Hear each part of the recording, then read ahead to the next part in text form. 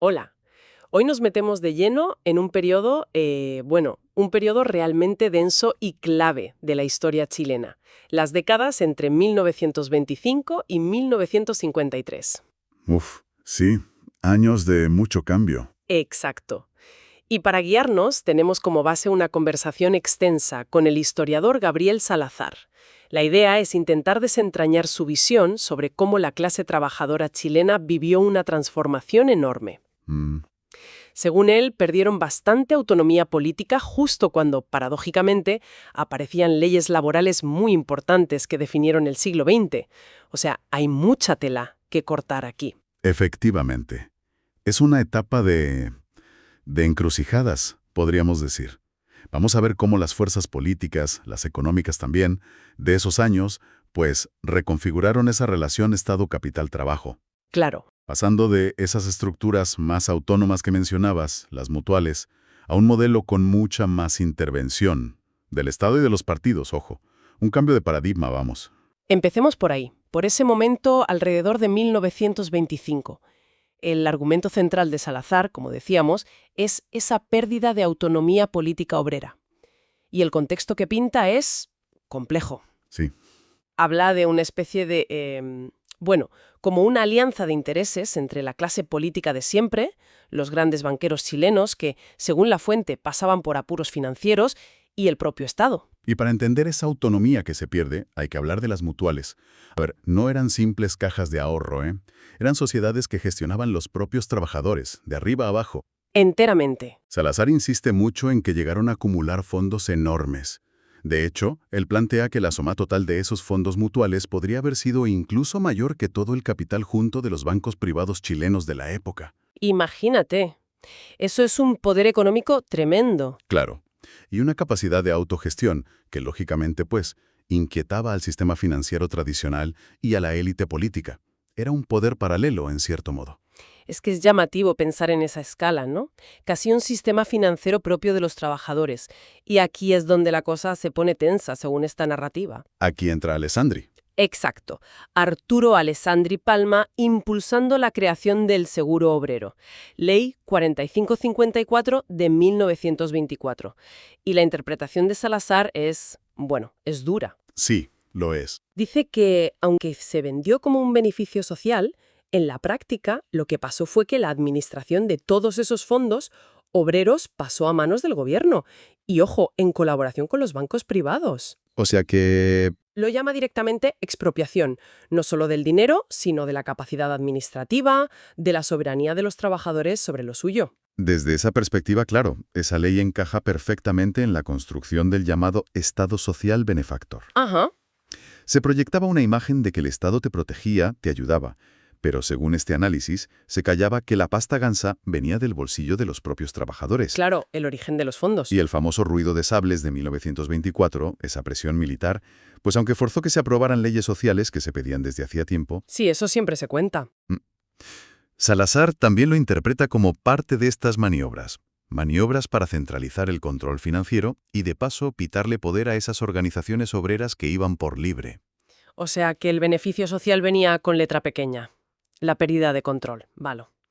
Siguiendo la línea de tiempo, llegamos a la Constitución de 1925. Otra pieza clave. Redactada, según indica la fuente, por Alessandri y su círculo más cercano. Y aunque los partidos políticos la reconocieron, hubo críticas, incluso desde militares. Sí, no fue unánime. ¿Y para los trabajadores? ¿Qué significó? Siempre desde la perspectiva de Salazar. Pues derechos bastante limitados. Se les dio el voto individual y secreto, lo que según él dificultaba la deliberación colectiva que hacían en las asambleas, y el derecho a petición, o sea, a pedir cosas al Estado. Correcto. Y junto a esta Constitución, y como consecuencia directa de toda la presión social que había y de cosas como el ruido de sables, sí que salen leyes que afectan al día a día del trabajador. Hay que nombrar al menos 3. A ver, La Ley 4053, que regulaba cosas básicas del contrato. Fijaba las 8 horas, obligaba a pagar en moneda legal, que no siempre se hacía. importante eso. Luego la 4054, la del seguro obligatorio que ya dijimos, enfermedad, invalidez, accidentes. Y la Ley 4056, que establecía la responsabilidad del patrón en accidentes y enfermedades laborales, obligando a indemnizar. Pero el contexto es importante, ¿no? Estas leyes no salen de la nada. Para nada. Salen en un Chile muy convulso, con mucha agitación social, crisis políticas una detrás de otra, y encima el mazazo de la Gran Depresión desde el 29. Un panorama complicado, sí. Y Salazar insiste en que, vale, estas leyes fueron importantes, pero que no deberíamos verlas como conquistas directas de un movimiento obrero fuerte y autónomo en ese momento preciso, porque él argumenta que ya lo habían debilitado antes. Claro. Serían más bien respuestas de la clase política para manejar la crisis y las presiones que había. Exacto, la lectura es esa, más una concesión desde arriba, en un momento en que el movimiento obrero organizado no estaba en su mejor forma, que una victoria arrancada desde abajo. Y esa misma lógica, fíjate, la aplica al siguiente gran hito, el Código del Trabajo de 1931. Ajá. Y aquí Salazar lanza otra idea potente, que tampoco este código fue, según él, una victoria obrera en el sentido de algo conseguido por ellos mismos de forma autónoma. Recuerda que figuras importantes del movimiento obrero anterior, como Recabarren, ya se habían opuesto incluso al seguro obrero de Alessandri. ¿Y por qué? Pues justo por eso, porque veían que les quitaban la administración directa de los fondos que ellos habían juntado en sus mutuales.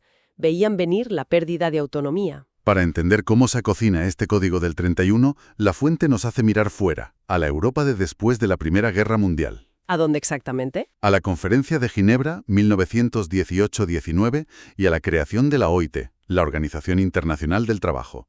Se argumenta que el objetivo de las potencias capitalistas que ganaron la guerra era crear un marco laboral mundial. ¿Para qué? Para estabilizar las cosas y, sobre todo, para evitar más revoluciones como la bolchevique.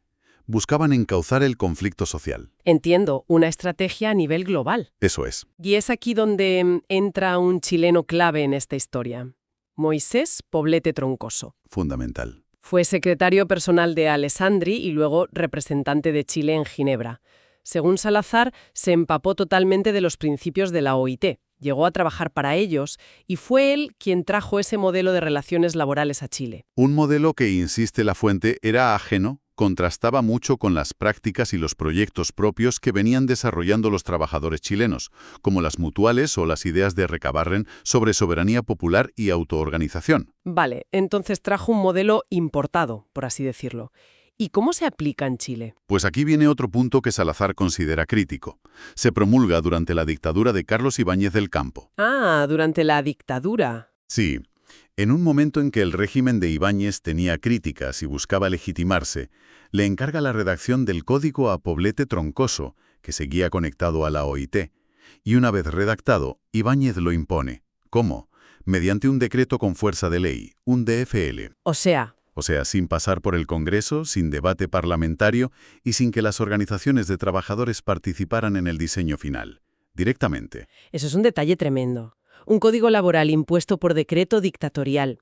Y Salazar deja ahí una pregunta flotando, un poco incómoda. Sí, la deja. ¿Por qué varias de las leyes laborales más importantes de la historia chilena, menciona esta del 31, la del 79 con Pinochet, e incluso reformas posteriores, han salido por esta vía autoritaria del DFL y no por leyes debatidas en el Parlamento con participación social de verdad? Es como una pauta que se repite. ¿Y qué establecía este Código del 31 en sus puntos clave, según la fuente? A ver, cuéntanos. Pues, primero, obligaba a los trabajadores a organizarse en sindicatos, pero solo siguiendo el modelo que definía el propio código. Esto, según el análisis, fue la puntilla para las sociedades mutuales, que funcionaban de otra manera y acabaron desapareciendo. Adiós a las mutuales, entonces. Más o menos. Segundo, y esto es fundamental para el argumento de Salazar, un artículo concreto, dice que no recuerda el número exacto, 60 y tantos, prohibía expresamente a los sindicatos hacer actividades políticas. Prohibido hacer política. Sí, su campo de acción quedaba limitado a negociar con el patrón dentro de la empresa, la famosa lucha gremial. Nada más. Vaya limitación. Y tercero, un aspecto que sí se valora positivamente mirando hacia atrás, sobre todo comparado con códigos que vinieron después, mantuvo en general la figura del contrato de trabajo permanente o indefinido. Detengámonos un momento en esa prohibición de actividad política para los sindicatos. ¿Qué consecuencias tuvo eso según este análisis? Pues un impacto enorme. A ver, si limitas la lucha sindical solo a la empresa, a pedir mejoras salariales o de condiciones, dejas un hueco enorme en la representación política del mundo popular. Claro. Según Salazar, ese hueco lo ocuparon y lo monopolizaron los partidos políticos. El socialista, el comunista, el radical, el democrático. La dinámica que se creó fue: los trabajadores, con sus sindicatos ahora apolíticos, negociaban con el jefe.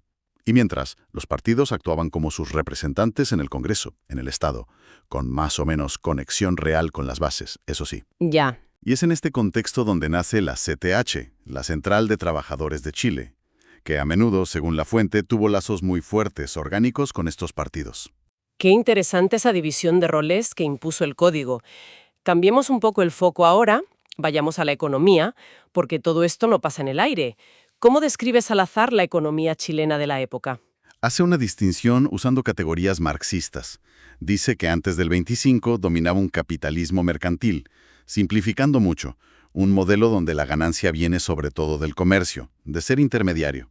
Y eso, según esta teoría, tiende a bajar los precios que se pagan al productor directo y no ayuda a desarrollar la industria propia. Entiendo. Después del 25, y sobre todo desde los años 30, hay un giro claro hacia la industrialización.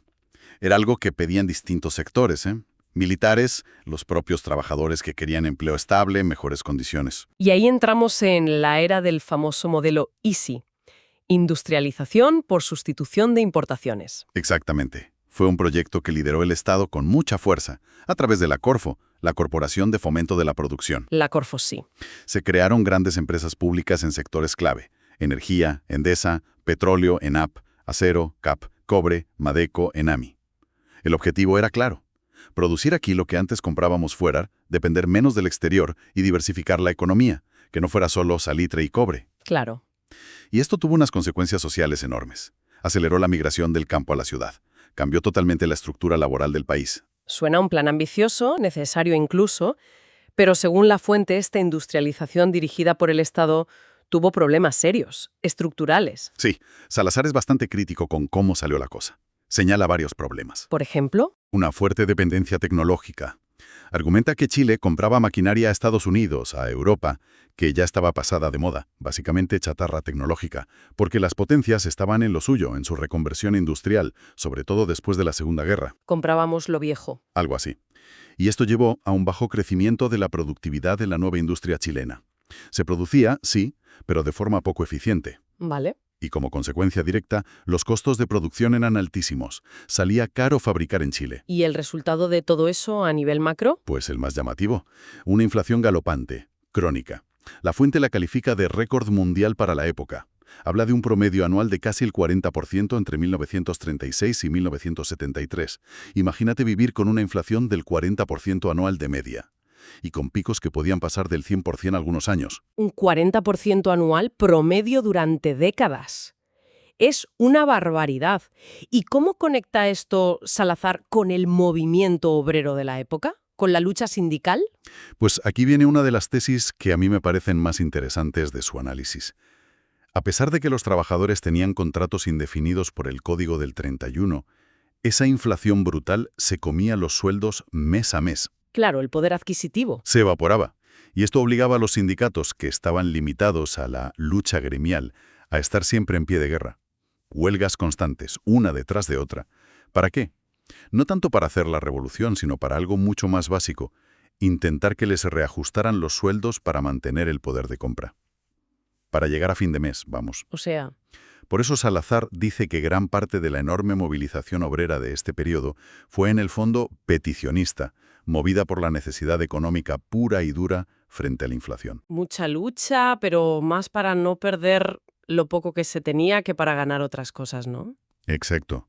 Y él contrasta esto con la época anterior a 1920, donde dice que Chile sí tenía una base industrial propia, que fabricaba maquinaria, locomotoras, una capacidad que luego se habría perdido con este modelo ISI tan dependiente. Entiendo. Y para que veamos el clima de malestar social y la represión que muchas veces hubo, la fuente recuerda episodios muy duros. La masacre de la Plaza Bulnes en 1946, en una manifestación por temas salariales, Sí. la llamada revuelta de la Chaucha en 1949, por el alza del transporte, la batalla de Santiago en 1957, también por la carestía, Y no olvida la tragedia del humo en la mina El Teniente en el 45, el peor accidente laboral de la historia de Chile, 355 mineros muertos, que mostró las condiciones terribles de seguridad. Un panorama social muy tenso, marcado por la economía. Volviendo un momento al plano político-sindical, ¿cómo evolucionó esa relación entre partidos y sindicatos en estos años? Bueno, tuvimos el triunfo del Frente Popular en 1938, con Pedro Aguirre Cerda, una coalición de partidos de izquierda, comunista y socialista, y de centro, el radical. Sí, un hito importante. Y la CTCH, la central sindical que había nacido después del Código del 31, funcionó en gran medida, según Salazar, como el brazo sindical de estos partidos y de los gobiernos radicales que vinieron después. Había una conexión muy directa, una correa de transmisión. Pero esa unidad no duró siempre, ¿verdad? No, qué va. Dentro del propio movimiento sindical y de la CTCH había tensiones, ideológicas, de estrategia. Y la masacre de la Plaza Bulnes, en el 46, fue como un detonante de la división. ¿Qué pasó ahí? Pues que el Partido Socialista, que estaba en el gobierno radical de Ríos, apoyó la versión oficial y criticó las protestas. En cambio, el Partido Comunista apoyó las movilizaciones y condenó la represión con mucha dureza. Ahí se inmortalizó la figura de Ramona Parra, una joven militante comunista que murió en la manifestación. Claro. Esa fractura entre socialistas y comunistas debilitó muchísimo a la CTCH. Y es en ese momento de división interna y de sentir que los sindicatos estaban quizás demasiado controlados por los partidos, donde parece que vuelve a surgir una idea más antigua. Exactamente. Vuelve con fuerza la idea de recuperar la autonomía política de la clase trabajadora, como un eco de las ideas de Recabarren de principios de siglo, pero adaptada a los nuevos tiempos. ¿En qué sentido? Se busca construir una fuerza social propia, independiente de los partidos, que según esta visión crítica, monopolizaban la representación política en el Congreso, en el Estado. Y aquí surgen figuras como Clotario Blest, que son clave en este nuevo impulso autonomista. Clotario Blest, claro. La Fuenta también menciona al padre Alberto Hurtado como otro pensador crítico de la época, que también veía con preocupación esa dependencia sindical de los partidos. Hurtado escribió el primer libro sobre sindicalismo chileno y promovió sindicatos cristianos, buscando también una vía propia. Todo un proceso de crítica interna y de buscar reorganizarse desde el mundo del trabajo. ¿Y cuál fue el resultado de todo esto? Pues la culminación fue la fundación de la CUT, la Central Única de Trabajadores, en 1953. ¿La CUT? Impulsada y liderada sobre todo por Clotario Blest. Y su objetivo fundacional explícito, algo que Salazar recalca mucho, era precisamente ese: lograr la independencia política de la clase trabajadora respecto a los partidos políticos tradicionales. Buscaba unir a un movimiento obrero que estaba muy fragmentado bajo una dirección autónoma, capaz de definir su propia estrategia política y social. Mm. Hemos recorrido un camino largo y complejo en poco tiempo. Si intentamos resumir un poco la perspectiva que nos da Salazar a través de esta conversación, partimos de un movimiento obrero con estructuras autónomas, con fondos propios como las mutuales. Ujú. Pasamos a una intervención del Estado que, aunque se vista de beneficio social, le quita el control de esos fondos. Vemos cómo surgen leyes laborales importantes, sí, pero en contextos de crisis y más como respuesta política que como conquista autónoma. Sí. Se impone un código del trabajo desde arriba, por decreto, que limita la acción política de los sindicatos. Se impulsa una industrialización desde el Estado que cambia el país, pero que también trae una inflación crónica que marca la vida y la lucha diaria. Tal cual. Y finalmente vemos cómo resurge ese deseo de autonomía que acaba llevando a la creación de la CUT. El hilo conductor parece ser esa tensión constante, ¿no?, entre la autonomía obrera y el control externo, ya sea del Estado o de los partidos. Precisamente. La tesis central es esa: la pérdida de soberanía política y administrativa de los trabajadores, y cómo la política popular, digamos, fue en gran medida monopolizada por las estructuras de los partidos durante buena parte de este periodo. Y esto nos lleva a la reflexión final que propone La Fuente, mirando un poco hacia hoy. Exacto. Si la historia que normalmente contamos del movimiento obrero se centra mucho en las huelgas, en las peticiones salariales, en la represión, pero tiende a olvidar o a quitarle importancia a esos momentos y proyectos donde sí hubo autogobierno, capacidad de crear normas propias, de gestionar recursos, incluso de plantear alternativas constitucionales desde abajo, como en la época de las mutuales o con las ideas de Recabarren. Si olvidamos esa parte, Exacto. ¿qué implica redescubrir esa otra historia? La de la soberanía, la de la capacidad constructiva. Es una pregunta potente, sí, Lo es. porque sugiere que quizá el aprendizaje clave para los debates que tenemos hoy sobre participación ciudadana, sobre nuevas formas de organización social o sobre cambio constitucional, quizá no esté solo en la capacidad de pedir o de presionar al poder, esa lucha peticionista que decíamos, Sino, sino en recuperar esa capacidad de construir desde las bases, de deliberar, de proponer, de gestionar autónomamente, quizás explorando caminos que vayan más allá de las estructuras políticas tradicionales que hemos heredado de periodos como este que acabamos de analizar. Recuperar, en definitiva, esa soberanía perdida como un motor de transformación. Una idea que, bueno, da para seguir pensando, ¿no?